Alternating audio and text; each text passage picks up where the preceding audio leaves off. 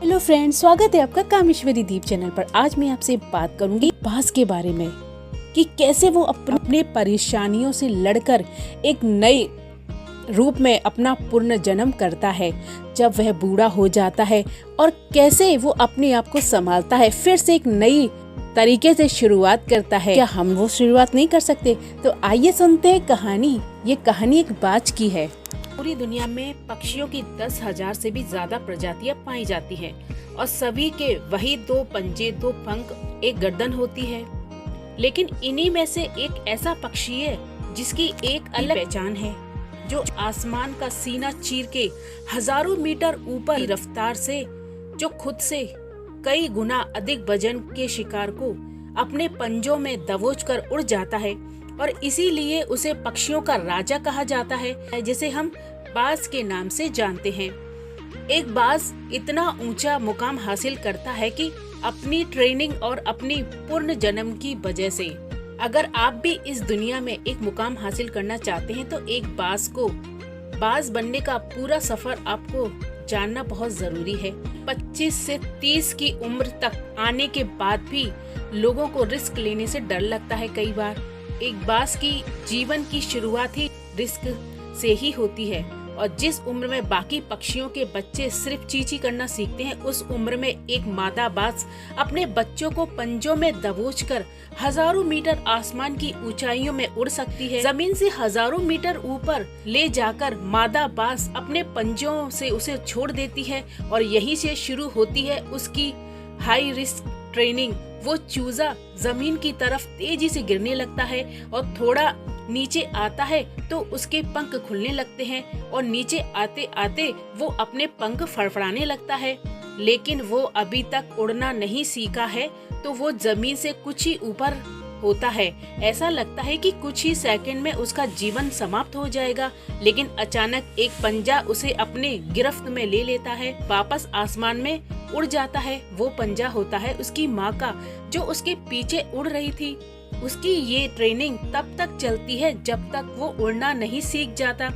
इतनी high risk training होने के बाद इस दुनिया को एक बाज मिलता है, और बारिश के वक्त जब सारे पक्षी आश्रय लेने के लिए तलाश करते हैं जगह की, तब वही बाज उसी बारिश में आसमान को चीरते हुए ऊपर निकल जाता है।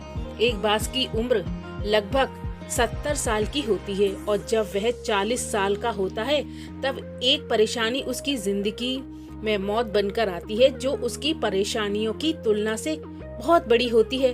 क्योंकि 40 साल की उम्र में बाज की चोंच इतनी मुड़ जाती है कि उसे शिकार को निगलने के लिए बहुत परेशानी होती है। उसके पंख भारी हो जाते हैं और छाती में चिपकने लगते हैं, जिससे उड़ना बहुत ही मुश्किल हो जाता है। उसके पंजे लंबे और लचीले हो जाते हैं, जिससे वो शिकार को सही से नहीं पकड़ पाता। अब उस बाज के पास 3 रास्ते हैं सिर्फ। वो अपने शरीर का त्याग कर सकता है, गिद्ध की तरह छोड़े हुए भोजन पर निर्भर हो जाए, और सबसे कठिन और पीड़ादायक रास्ता अपने आप को पुनः स्थापित करने के लिए फिर से आसमान का सीना चीर कर उड़ने का।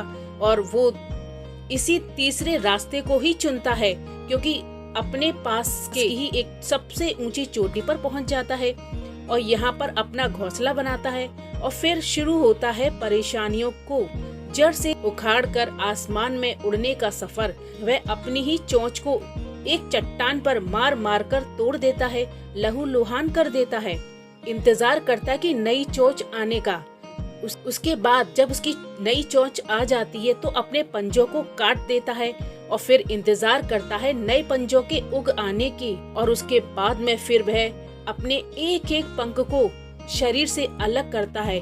फिर इंतजार करता है नए पंख आने के लिए। उसे इस प्रक्रिया को पूरी करने के लिए 5 महीने लग जाते हैं पूरे, और इन 5 महीनों की कड़ी तपस्या के साथ एक बाज पुनः जन्म लेता है, और वो फिर से तैयार हो जाता है आसमान का सीना चीरकर उड़ने के लिए।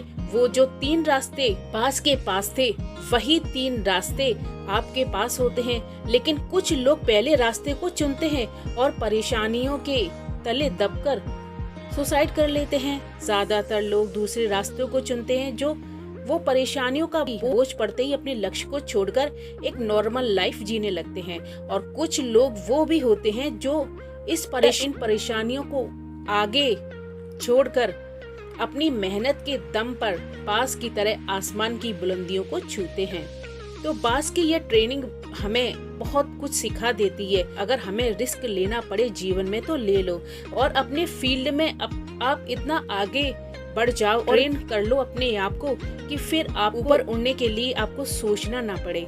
और कभी कोई प्रॉब्लम आए तो उससे आप घबराएं नहीं, बल्कि उसका डट का सामना करके आगे बढ़े अपनी जिंदगी में। अपने फील्ड के बादशाह कहलाएं आप। अपनी जिंदगी को अपने तरीके से जिए। रास्ता चाहे कठिन हो या सरल, लेकिन अगर आप अपने आप को किसी भी तरह से सही रास्ते पर ले जाते हैं, आप जिंदगी में बहुत ही आगे बढ़ सकते हैं। तो धन्यवाद फ्रेंड्स। अगर आपको मेरा वीडियो पसंद आया हो तो उसे लाइक जरूर कीजिए, सब्सक्राइब कीजिए मेरे चैनल को, बेल आइकन का बटन है उसे भी जरूर प्रेस कीजिए। Thank you.